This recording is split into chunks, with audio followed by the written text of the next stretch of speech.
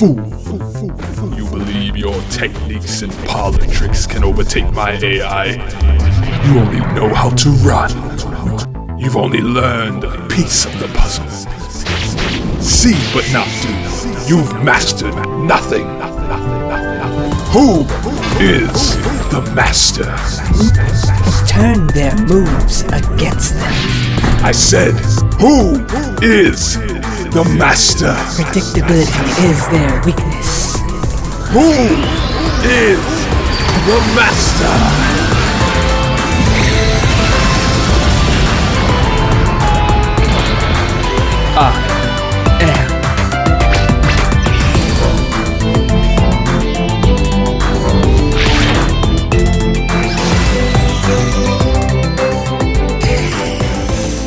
Welcome back, guys. This is Dorky Diggity Dave. You're watching Instinctive Touch Part 2, and yeah, if that felt familiar, I am a fan of The Last Dragon, so if you caught on to that, good for you. Now, what we're talking about in this episode is how to take control of your fights, how to take that predictable behavior that the AI has, turn it on its head, and then win the fight. Also, a few little escape techniques and some overall goodness. So, let's not waste any time and check it out.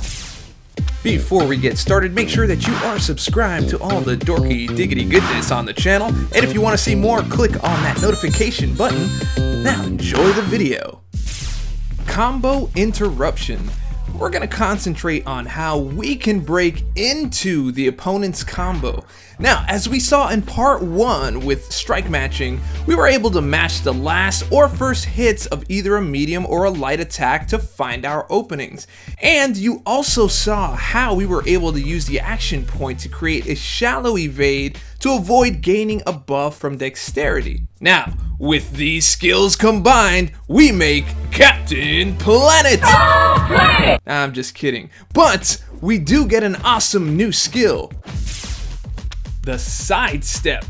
Here's where we take advantage of our position to interrupt combos right off of the first attack. We create a shallow evade and interrupt the rest of the combo with our own counterattack. Now, as you can see, we're using that action point so that we can set the stage for a shallow evade like we talked about in part 1. So what's happening here? Well, because you performed a shallow evade, you're in a right position to counter. It's a beautiful thing. Now, if you remember in part 1 when we talked about recovery times or medium versus light, the AI, in order to close that gap, will come at you with a medium attack. And because it's a medium, the recovery time is going to be long to either block or follow up with another attack. So using a light attack in your counter is important. Not that you can't use a medium, but a light is faster and you'll have a better chance at success. Let's have a look at a few examples. So as you can see here, the medium attack has so many frames in it and the recovery is so long, it makes it really simple to counter. Look how long this one took, and we were still able to get the hit.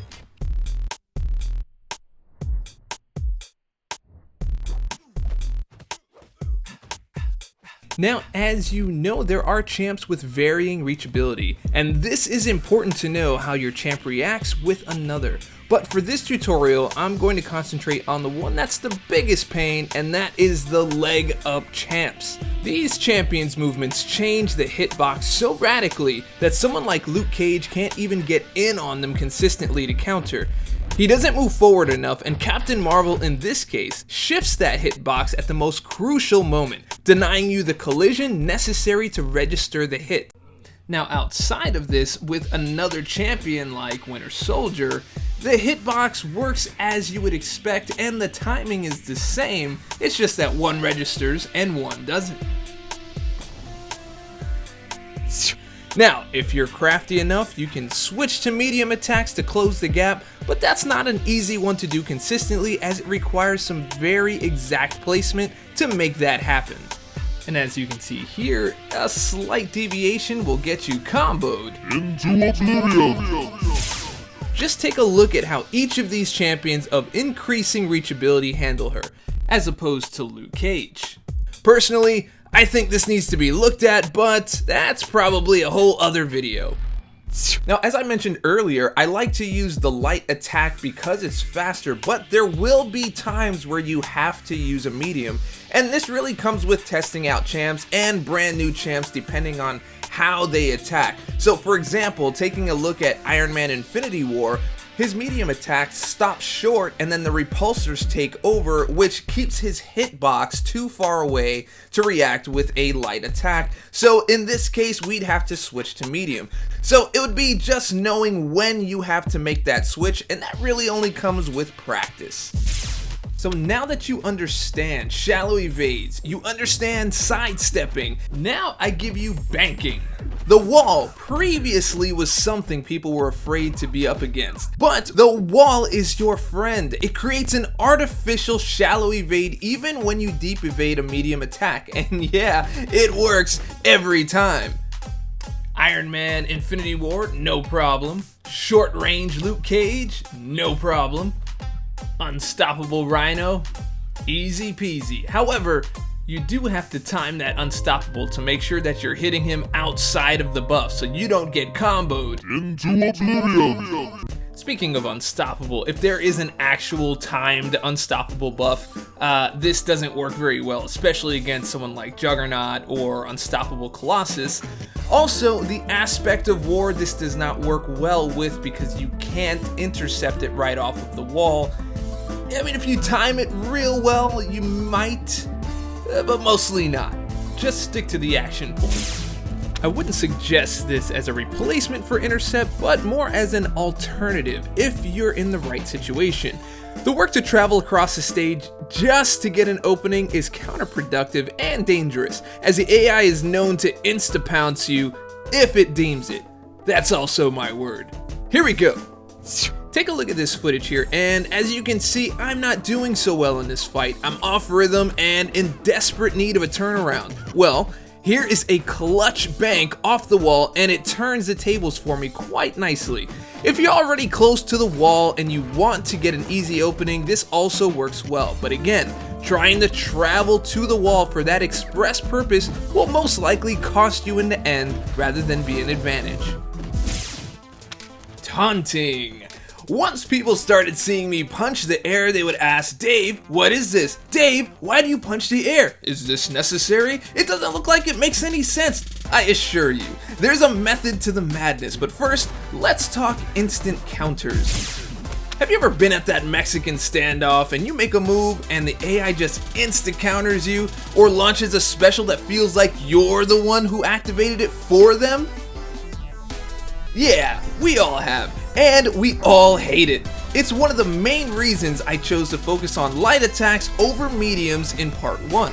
Now, how do you get past an AI that reacts to your inputs at the exact moment you input them? You use it against them, that's how. You take that predictable behavior and you turn it on its head and turn the tables in your favor. Okay, here's how this works. You want to be right outside of the intersection space, and then you want to throw out a light attack. Now the reason why you want to be outside is because you want to force either a medium dash or you want to force a special attack.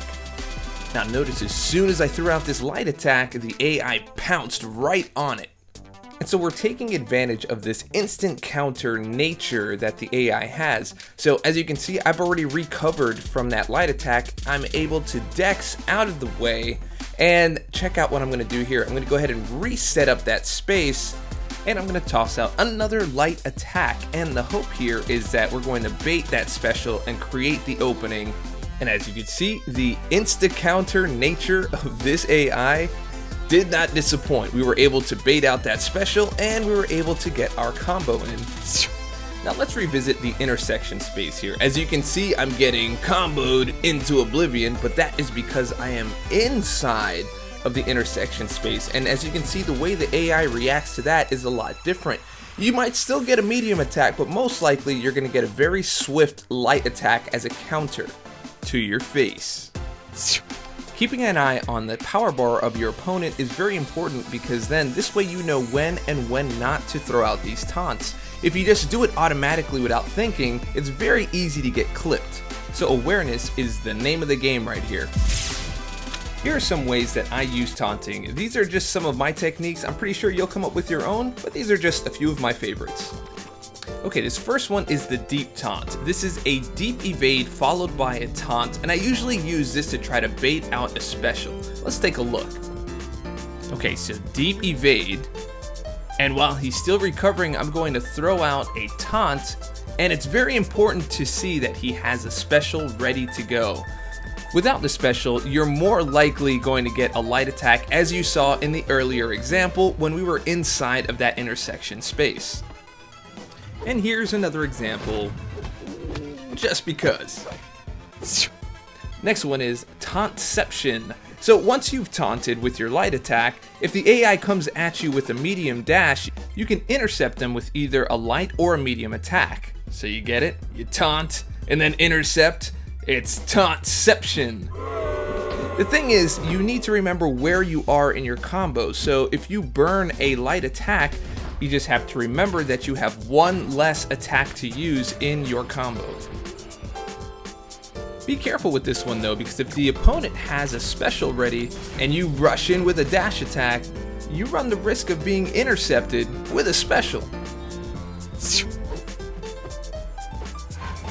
Provocation is using your taunts over and over again as you inch closer towards your opponent to try to provoke out a special. And for the most part, this works pretty well.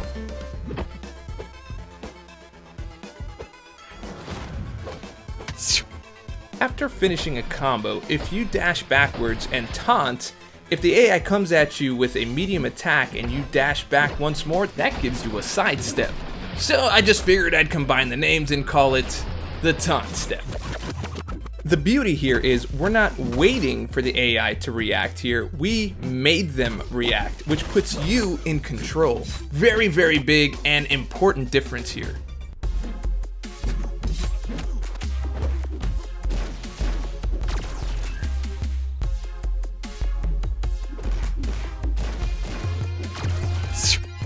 Baiting the medium with a taunt and then following up with a parry, I give you the taunt lock. Basically, you walk up, you give the taunt, you bait out that medium dash, and then you parry right in the face. So what's going on here? It's pretty much the same idea as tauntception, except we are using a parry after the AI reacts. And we're right outside the intersection space once again. So go ahead and toss out that light attack, follow up with a swift parry, and take advantage. Now for a more practical example, take a look at Nebula here, tossing out that taunt. She gets the bait on the medium and is able to get that parry, which then passed over the shock, and she successfully drops that L2, dealing massive damage. Now once again, it's not that you couldn't do this before, but the fact that you're able to manipulate the AI in such a way puts a lot more of the control in your hands, and again, it's a great thing. Here's a cool little tidbit. If you taunt in between dashes, you build no analysis charges. Look at that. Now, while constantly taunting, you are going to run into a point where you accidentally clip your opponent. And this usually happens when the AI rushes in on you at that exact moment. It's just really a random thing, but when it does happen, it's good to recognize it and take advantage by continuing the combo. To get a better grasp on this, it's good to understand how much time you have between each hit. So take a look at this example. This is our regular bread and butter combo, and we are mashing the screen, so we're going as fast as we can. And then take a look at this example where I am extending the hits in between each one to show you how long you have. And take a look at this one where I waited just a little too long. This really helps you with identifying when you've hit the opponent and how long you have to continue that combo. Now, to understand taunting, you have to know your limits. If you saw in part 1, we talked about reachability and how each champ has a different range for their attack. So it's important to know this for you and your opponent. The general rule here is that champions with a shorter range excel in taunting, as they're less likely to be countered by extending their hitbox too far. However, they don't do so well with sidestepping, as you saw with Luke Cage, for example. The opposite is true though for long-range champions, as their reach is impeccable for sidestepping, but it puts you at a greater risk for being countered by overextending your hitbox when taunting. So keep those little rules in mind as you fight and as you choose your champions. Zoning. Now, everything we've talked about so far is reliant on being in the right place at the right time, hoping each one of these things can work maybe just once. One of the biggest strategies of the game is zoning, placing yourself in the right spot and plan your next move if the AI follows through. Zoning works with each of the techniques we went over. Let's revisit and see how zoning impacts each one. Okay, so now I'm going to strategically put myself in the right place in order to get a good sidestep. So as you can see, I'm testing my taunts here, and I'm going to walk right up to the edge of that intersection space to force out an attack, and I get it, and I'm able to counter with the sidestep. And here's another example. Now, as we saw earlier, the dash distance after you finish a combo is actually the perfect place to throw a taunt, dash, and get yourself a sidestep, otherwise known as the taunt step. So this is an actual strategic zone for this type of attack. As I mentioned in the banking chapter, trying to rush over to the edge of the wall can be detrimental sometimes because the AI is always ready to pounce on you. So here's a little bit of a zoning tactic in order to get to the wall safely. Now notice on the incoming dash attack, I'm taking that as an opportunity to dash twice and create the space. There's 1 and 2. This way they can't chase you down because they've already used the dash attack. The second thing is to be aware of where the wall is in relation to where you are. This way you're not hitting the wall prematurely and unprepared. As you can see here, I've dashed back, but I hit the wall prematurely, and now Black Panther is too close, he's not dashing back, and I've got to deal with that consequence. Which usually sounds something like, Into oblivion! Notice the second technique here is that I'm closing the gaps when I have a chance so that I have control over when I reach the wall with optimal distance between me and my opponent. A good practice point would be going into different matches, I'd say Road to the Labyrinth or jump into Labyrinth of Legends or Realm of Legends, and just practice getting to the wall without running there directly and see if you can strategically place yourself to do these things. Once again, this is Dorky Diggity Dave. You just watched Instinctive Touch Part 2. I hope you learn to take control of your fights, and I hope the game becomes a lot more fun to you now that you've seen all these inner workings. If it did help you, let me know down in the comments below. I'd love to hear the story. And also remember, this takes a lot of time, a lot of research, and well, yeah, I did have a little fun with the motion graphics and stuff like that, so can't say it's all that much work. But if you want to support the channel, you want to see more stuff like this, go ahead, look down in the description below. I've got links to my PayPal, links to the Patreon, links to the Dork store if you like shirts like this, and other shirts. There's other stuff in there too, some good stuff too. It's all good stuff. Anyway, so if you liked the video, and I hope that you did, go ahead and click subscribe, click like, leave a comment, share it with your friends, share it with your mama, all that stuff helps me out. And remember, stay dorky, and I'll catch y'all on the flip.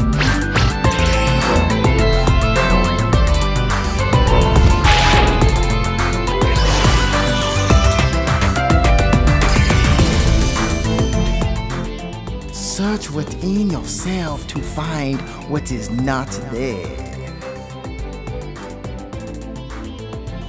You don't actually wash your hands, they wash each other. If someone dies in a living room, is it still called a living room? If you look inside yourself, who will be looking outside?